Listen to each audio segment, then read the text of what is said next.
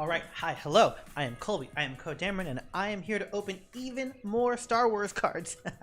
We have a case. We're on box 3 of our 4-box journey, but box 5 of our 6. We have 2 boxes left. We got 2 more boxes to open. Empty box. Oh, right. Hold on. Let's take a look. Let's jump over to the other cam. Ba-ba. Set up. Ta-da. We got more cards to talk about. Second box. Empty. Third box on its way. Let's review real quick what we got last time, because I don't think I did that. But we got some Zeb. We got a lot of cool hyper foils here. A couple legendaries with the home one, the aggression, the double heroic sacrifice. Honestly, a little unimpressive. There's rares and stuff floating around, and as I go, I'm sleeving different and fewer cards and whatnot. But you know, no showcase yet, and nothing as amazing as this card. Man, what a card. What a pull. Let's open another box, shall we? Let's keep talking about cards, because I like talking about cards. Guys, I appreciate you on this journey with me. Just, if you're watching, again, I appreciate it. If not, I'm just glad to be making more content for the game. I hope that people like the way I talk about cards, the way that I think about cards. I just like running my mouth about cards. I just like talking about them. They make me excited. They make me excited to have a card game to think about that I think is quality, that I think is good, that I have good friends that play. Another box. Let's get going. I want to experiment today, or this box, with alternate opening techniques. Right? So what other ways can we open a pack? Should we do a top rip? Like, so I want to make sure that the cards are in the bottom. Maybe I do a top rip. Is this dumb? We're going to explore. This is why you buy a case, so that you can experiment with opening a bunch of boxes, a bunch of packs, right? It's also fun, right? So here you go. Rip that off. And then push pop. No, it's not working. It's not pushing or popping. But if I open it a little bit, it comes out nice. Maybe. Nice for draft. So like if you're drafting, you only want to see the leader first, you can just grab the leader. That's a kind of cool thing. I think that's fine. In draft, are you supposed to take the hyperfoil every time? Are you supposed to take the legendary? Kind of tough. I don't do a lot of draft in Magic. I don't have a lot of draft experience. So the optimal play versus the money play. I know there's that big controversy with the Tarmogoyf. Maybe controversy is the wrong word, but I know that there's history with that. Do you take the money card or the good card for your deck? Little weird with draft. Not my place to say yet. Oh man, that's not a bad pack. Okay, For a Cause, great card. We're gonna sleeve the hyper foil. Rogue Operative, which I think we got a foil of this earlier. I don't know if we got a hyper foil of this earlier. We definitely got a hyper space of it earlier. Did we get a hyper foil of this already? I don't remember. Is it good? Saboteur Raid 2. 4/4 for 2 with Saboteur. That's not bad. It's a rebel. It's a trooper. I'll take it. New pile for this set, for this box. Good start. I'm happy with it. Hyperfoil, and then For a Cause. This card is so good. This card's really important in the game because it lets you do some burn to face. I think having a playset of this card is really important for just a playset. So tap tap tap tap tap. What other ways can I open this? It's important to have that card because it's really important in rush decks, in burn decks. Okay, let's try a full open. Let's try what if we go open out the side, like so, right? Huh? That was smooth. That was clean. That was easier. Going with the grain of the pack, not ripping anything not meant to stay unripped. Anyway, I want to get back to these guys: Strafing, Gunship, and Bamboozle. I pulled them out at the end, and then I'm like at the end of the box. Let's not start a new train of thought. I'm gonna go in whatever train of thought I feel like it, because I'm hanging out and opening packs. I'm gonna do what I want.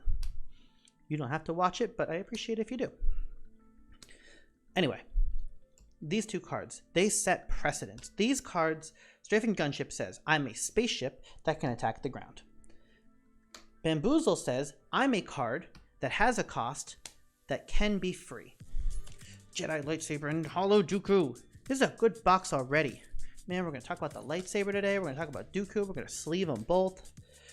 I'm already 2 packs in and sleeving a bunch of cards. Feeling good. Dooku's great. He comes in, he kills the thing. He has a shield. Jedi Lightsaber. Good card. both of these cards set precedents. Both of these cards set precedents for effects that they can explore later in the game. So let's look at Bamboozle. Bamboozle is a card that says discard a card instead of paying its event's cost.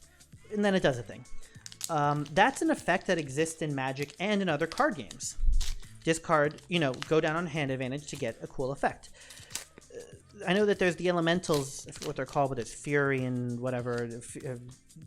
They break Modern. They break the old formats with all the cards in them.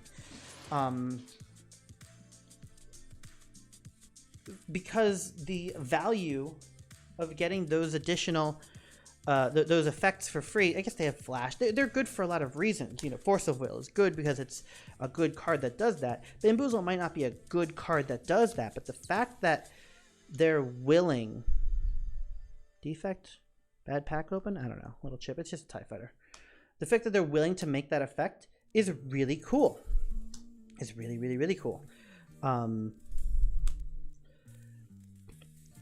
fact that they're both yellow is also kind of interesting. Like the Cunning is the one that's kind of pushing the boundaries of what the card design looks like. Hey, Avenger, that's new. And Resupply. This is a great... Am I just being excited for no reason, or is this a great box so far? Avenger, Legendary. Man, I want to talk about all these cards. Last pack, I didn't want to talk about anything. This pack, I want to talk about all the cards. I don't even sleeve this Resupply. Uh-oh. Sticky. The fact that they're making this effect means that they are willing to do it again, assuming that it makes sense. Who knows? Maybe there's a whole cycle of cards based on that. It's weird that there's only one. That's the other thing. It's only one. There's not one per color. It's just one, which means that they're thinking about doing more later, or that they're willing to do more later, and showing us that in this first set, yes, we know that this effect is a thing that we can do. We've printed it. Stay tuned, there's more. Strafing Gunship is the obvious one, though.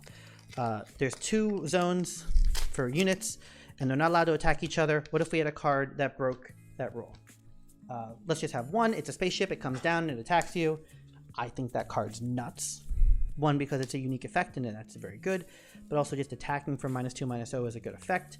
Across zones, it's super hard to take down because of that. It's well costed at 3/4 for 4 in space with that effect. Fantastic.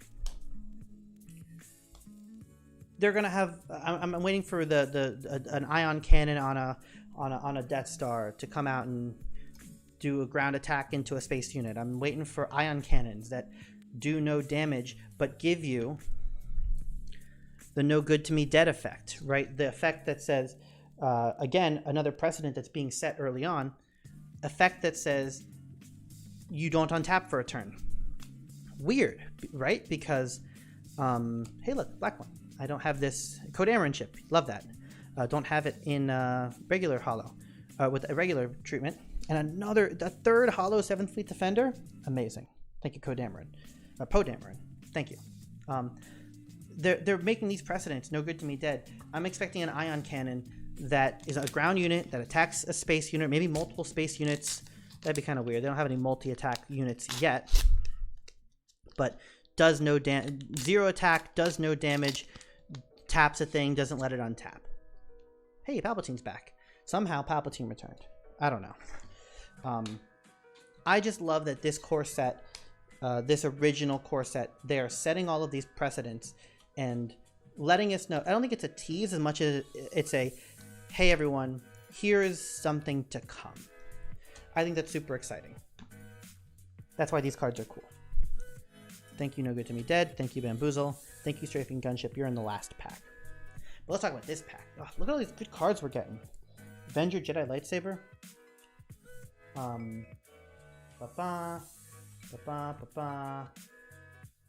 Okay. Jedi Lightsaber is an enhancement. We were talking about how enhancements, in general, in card games, lose you card advantage because you put it on a guy, and then if that guy dies, then your enhancement. Another black one. Now we have 3 different black ones. That's going to be great for the collection. Is this card good? 6 drop, 4/4, get a new hand. when played or when defeated. Kind of rough if you didn't want him to die and you have to get a new hand. Is it you may? You may. Okay, that's still kind of good. Unclear. I don't know. But the lightsabers, they're really pushed. 3/3 for 3 is the same stats as a unit, so it's not just a little boost, it's a big boost.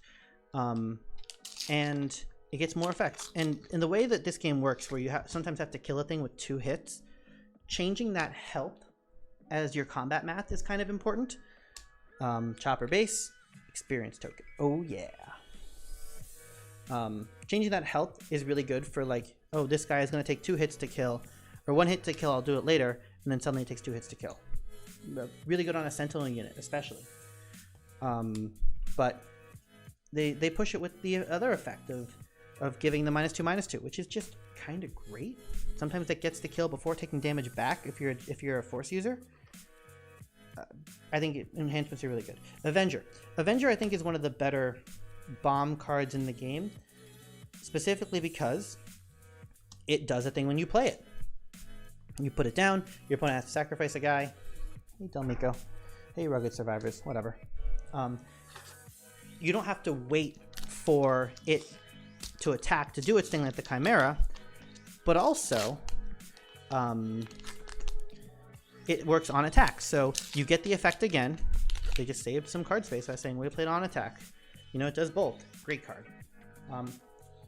Item Versio. I think this card's better than everyone gives it credit for, or than I give it credit for. I think this card's great. But I haven't played it yet. Kestro gives me a shield. Oh yeah.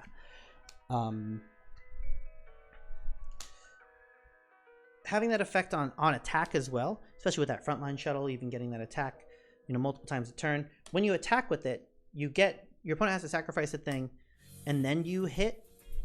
But I think if they sacrifice the thing that you're trying to attack, the attack fizzles and doesn't go anywhere. So if you were to give Avenger Overwhelm, I think the attack would just cancel. That's in the rules. I know that's how it works with the attacking unit. K2SO in a Hollow Ghost. Love that. K2SO we're gonna talk about. Thank you, Jedi Lightsaber. Cool as a rare. Very cool as a rare. K2SO. Amazing card. We'll sleeve it. If we sleeve Jedi Lightsaber, we can sleeve K2SO because it's that good. It's just that good. Yeah, Avenger, great card. You do an attack and you get the thing. So you want to be picking your attacks with the Avenger into their more valuable units. I don't know. You want to find a world where you get the attack and the kill with the Avenger. I guess it works into the base. Attack the base, they also have to lose the unit. That's kind of nuts. Or you attack the unit that they want to, like their Sentinel or something. Because you would have to attack their Sentinel. You can give it Saboteur with the Instincts thing. Can that even go on a spaceship? I'm not sure. But all this to say, Avenger good. Guys, Avenger good. That's my hot take. But K2SO, easy take, very good. Power of the Dark Side, also good. More Red 3, amazing. More Chop, these are good packs. I don't know. I might just be hype. I'm always hype. I like being hype. It's exciting to be excited. K2SO, one of the more pushed cards in this game. I think it's really fantastic. It's in the right colors. K2SO says, yeah, there's actually nothing hiding under here. This is all. K2SO says, okay, so first he says 4/4 for 4, and he's a rebel. So first of all, that's just a bunch of good stats and traits. He's a droid. I don't know if droid matters. Maybe he can't be force choked in the future. Is that a thing? Can you not force choke a droid? I knew in Star Wars LCG you weren't allowed to force choke the droids or the vehicles. Okay, let me go find force choke real quick. I think it's unit. Non-vehicle. So you can't choke a vehicle, but I guess you could like crush a droid with the force.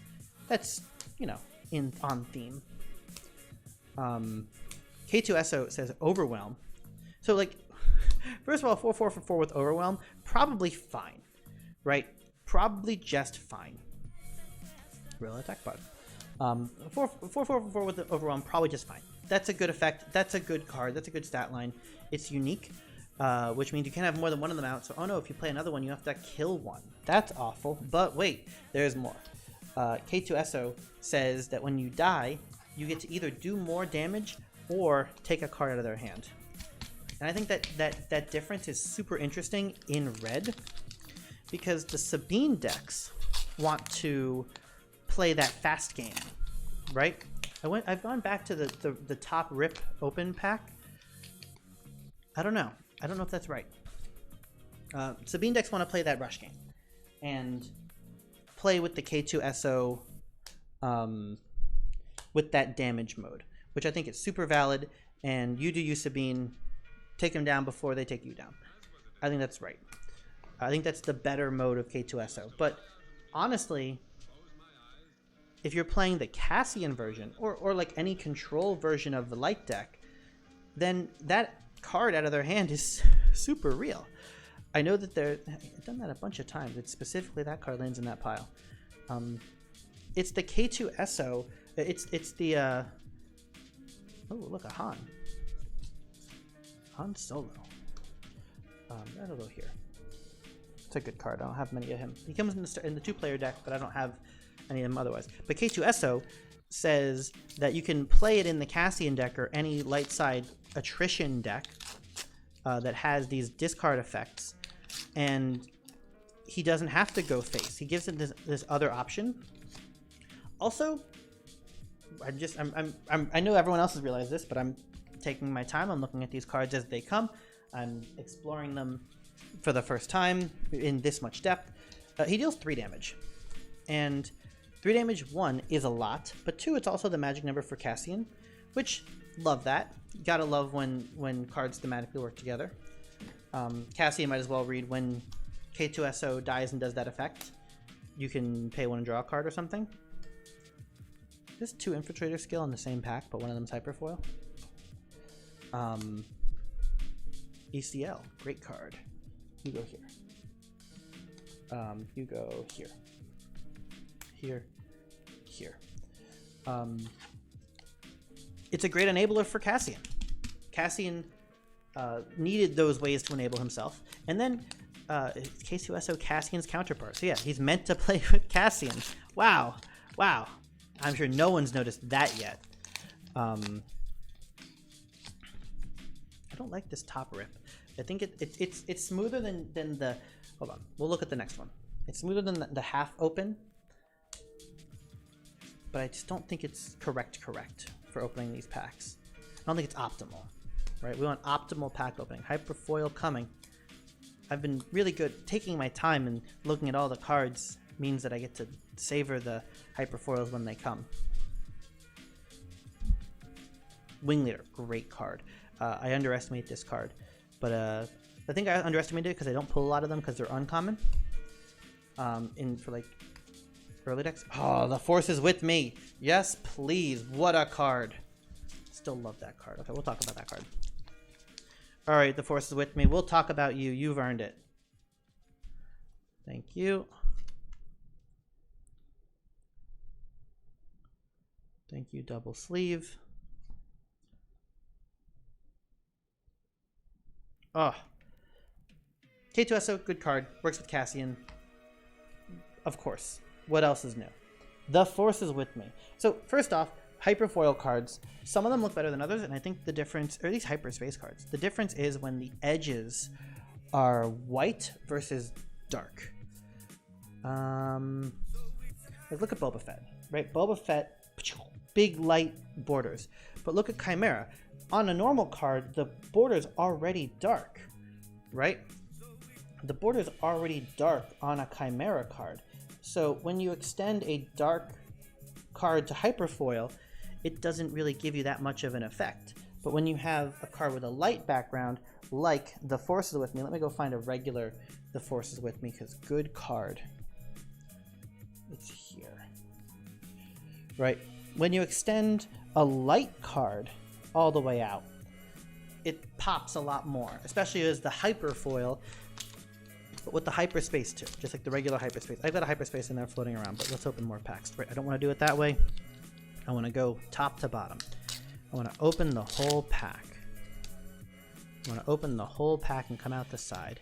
It's also, I think, the nicest to the cards themselves. The Forces With Me has a lot of words. It does like 4 things. Okay, it does 3 things. It gives 2 experience tokens, gives a shield, and attacks. So it's getting you more HP and defense. Yeah, it's doing 4 things. HP and defense, is getting you a shield, and it's letting you attack. It is making one unit that was like, it was a threat, but not like a huge threat, and turning it into something that your opponent wasn't expecting to have to deal with. Oh no, that thing is so much bigger. Saw Gerrera, great card. So much bigger than I was planning to deal with. That's why the Forces With Me is good. And like, give 2 experience tokens and a shield is probably worth 4. Right? Without the force unit stipulation, maybe worth 3. I think 2 experience and a shield, that's worth 3. Right? Am I out of line saying that? I don't know. But then attacking with it, it's kind of like Strike True, in that you're dealing the damage that you just got immediately, so that you're changing the combat math and doing the combat math at the same time. That's what's nuts about it. That you're changing the combat math and doing the combat math at the same action. This whole game is about, you know, do one thing, then do another thing, and do one thing, then do another thing. And you just got to do 3, arguably 4 things in one action.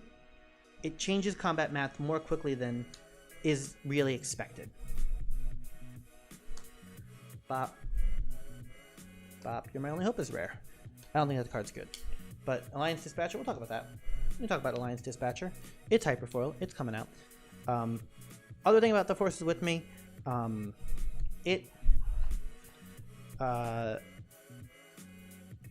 having a force unit's not hard.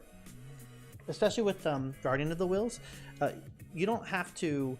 Thank you, the Forces With Me. You don't have to do the thing on the force unit. You just have to have a force unit, right?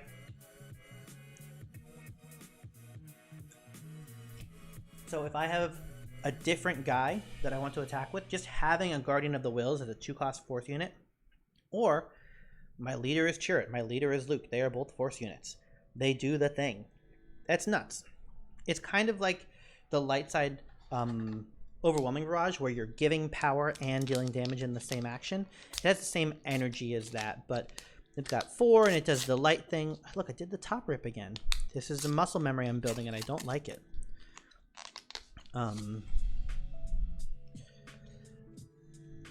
It's doing all the things in one action, which is subtly very strong.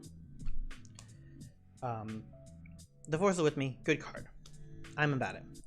Alliance Dispatcher is not a good card, in my opinion. I think it's green, so it's in the ramp color. It is getting you 1 extra dollar towards your guy. Is it making your guy 1 cheaper, or is it bringing him out 1 turn earlier? Would you argue that there's a difference? I would argue that there's a difference. I think that if it was making it 1 cheaper, you can't do it and make it 2 cheaper. You can't have 2 of them and add them together. It's not a Land of War Elf. It is a Rebel. That's nice. It is light. That is nice to kind of restrict it, because I think Dark has bigger bomb cards. You know, the Dark side. They got the big ships. So I think having it in light is fair. I don't think it needed to be a mono green card. But I do think that it's not enough. I think that there's a lot of decks in green that want to get you to that bigger, higher plateau of a big drop, and I don't think that Alliance Dispatcher gets you all the way up there. I don't know. I could be wrong, or there might be like a deck that relies on a card, or like hitting some critical mass. Ho ho! Okay, hold on. We have Shoot First. We have Protector. This is a good box, guys. Look at this box. I got a Boba Fett, and I got a Hyperfoil K2SO. That, Fighters for Freedom, man, I got some good Hyperfoils floating. That is a good card. It's the same K2SO, but it is shiny and big and dropping the bombs. Very good. And Boba Fett. Boba Fett's fantastic. We'll talk about Boba Fett. Alliance Dispatcher. Hold on. Thank you, the Forces With Me. Hello, Boba Fett.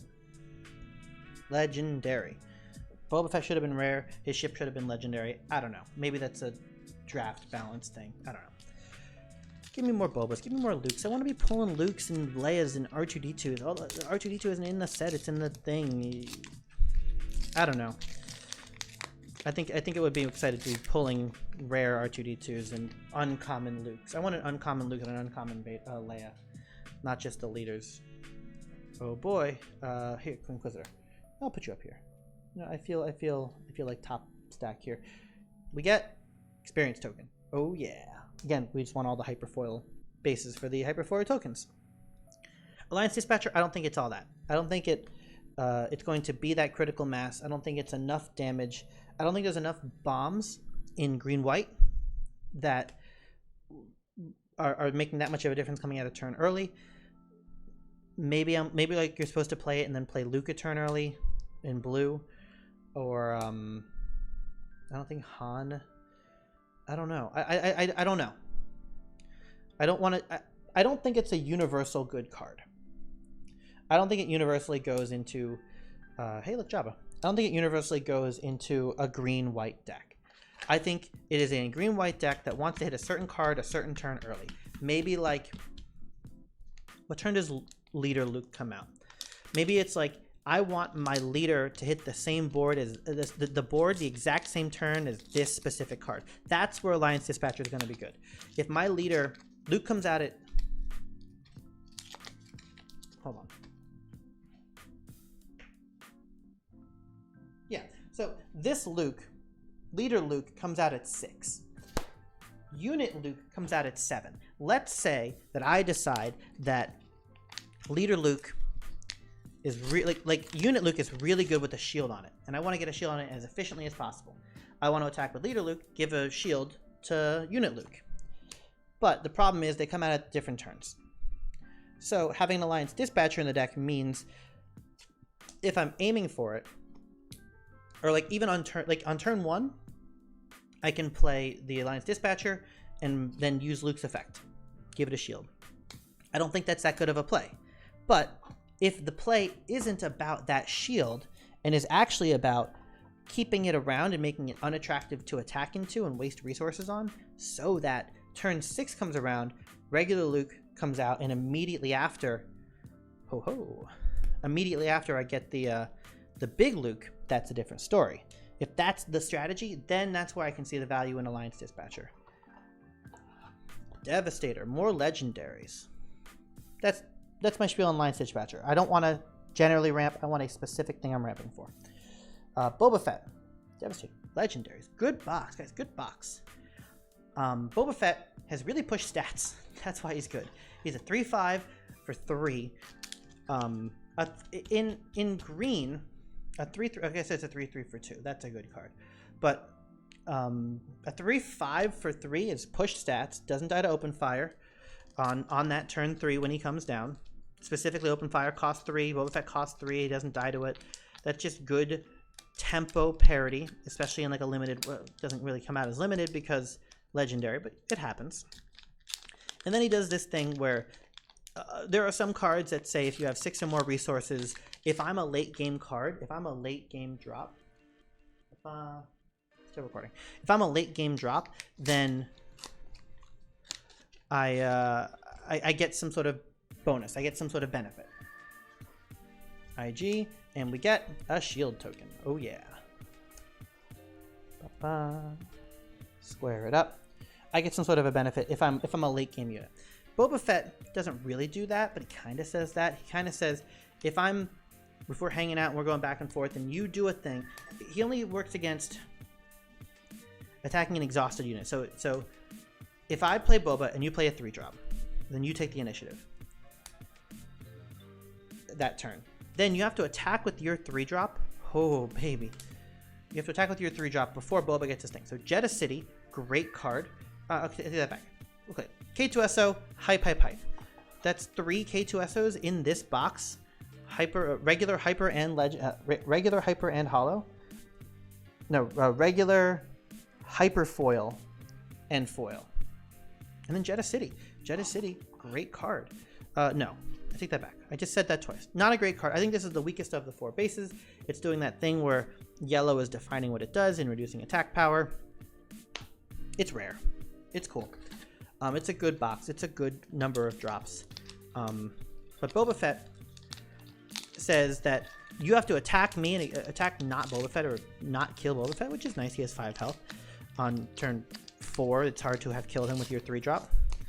And then he can kill you.